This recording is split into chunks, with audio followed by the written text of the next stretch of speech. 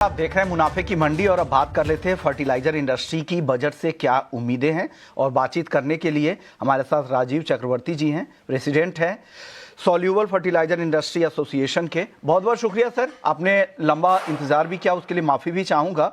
Sir, सबसे पहला सवाल मेरा यही है कि फर्टिलाइजर्स सब्सिडी को लेकर बजट से आप लोगों की सबसे बड़ी उम्मीदें क्या है, और आपको लग रहा है कि जो स्पेशलिटी फर्टिलाइजर का जो सेगमेंट है इसके लिए अलग कैटेगरी बननी चाहिए क्या? नमस्कार। मुझे इस आपके शो में आमंत्रित करने के लिए आपका बहुत बहुत शुक्रिया। हम स्पेशलिटी फर्टिलाइजर की बात कर रहे हैं जो नॉन सब्सिडाइज्ड है। फर्टिलाइजर को दो कैटेगरी में बांटा जाता है, सब्सिडाइज्ड और नॉन सब्सिडाइज्ड। स्पेशलिटी फर्टिलाइजर में चार तरह के फर्टिलाइजर आते हैं: soluble fertilizer, organic fertilizer, micronutrients और बायोस्टिमुलेंट, जिसको अभी अभी कानून के अंतर्गत लाया गया है। हम लोगों ने भारत ने हॉर्टिकल्चर में बहुत ही जबरदस्त सफलता कायम की है और इस सफलता का बहुत बड़ा श्रेय उन एग्री एंटरप्रेन्योर्स को जाता है जिन्होंने पिछले 30 सालों में स्पेशलिटी फर्टिलाइजर को किसानों तक पहुंचाया।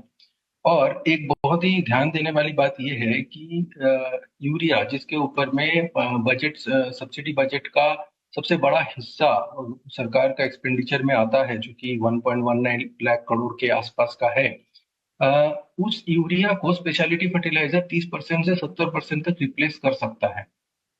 दूसरी बात यह है कि ये एक ऐसा जरिया है, अगर हम हॉर्टिकल्चर क्रॉप की बात करें, ग्रेप्स की बात करें, पोमोग्रेनेट की बात करें, हल्दी और प्याज और लहसुन की बात करें, तो इन सब फसलों में सब्सिडाइज फर्टिलाइजर का इस्तेमाल स्पेशलिटी फर्टिलाइजर ने बहुत ही ज्यादा कम कर दिया है और वहां पे लगभग ना के बराबर इस्तेमाल होने लग गया है।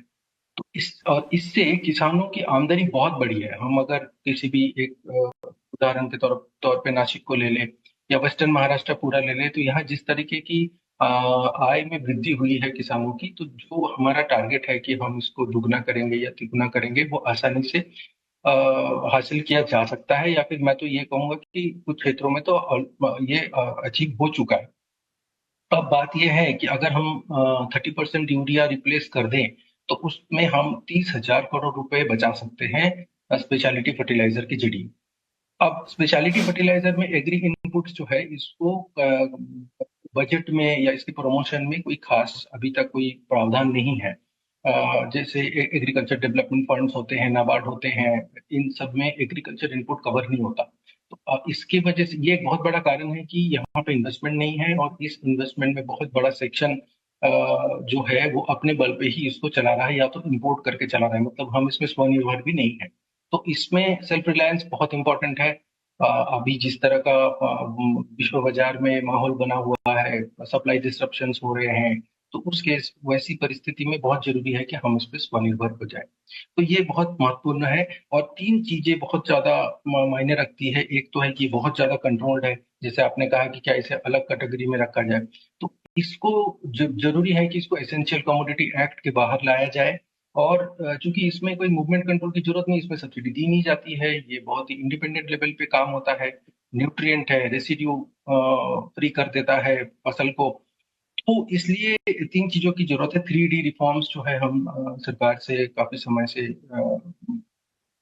तो गुहार सही लगा रहे कहा कि राजीव जी। एक और सवाल है, क्योंकि ये जो सेगमेंट है, ये पूरी जो कैटेगरी है, ये काफ़ी अभी पेनिट्रेशन स्टेज में है। तो क्या फार्मर्स अवेयरनेस को लेकर, एडॉप्शन स्कीम्स को लेकर इस फ्रंट पर काम करने की ज़रूरत है, और इसको लेकर कुछ बड़े ऐलान की उम्मीद है, आप लोगों ने डिमांड रखी है सरकार से बजट में?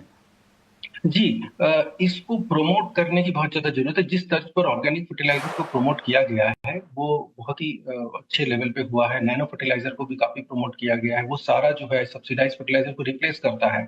तो उसी उसी तरीके से स्पेशलिटी फर्टिलाइजर को प्रमोट करने की जरूरत है as a package of practice.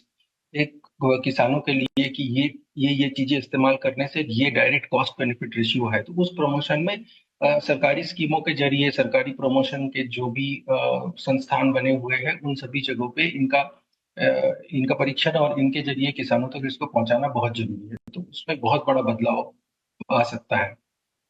Okay, शुक्रिया राजीव जी, आपने वक्त निकाला हमारे दर्शकों को इस सेगमेंट, इस कैटेगरी को लेकर गाइड किया।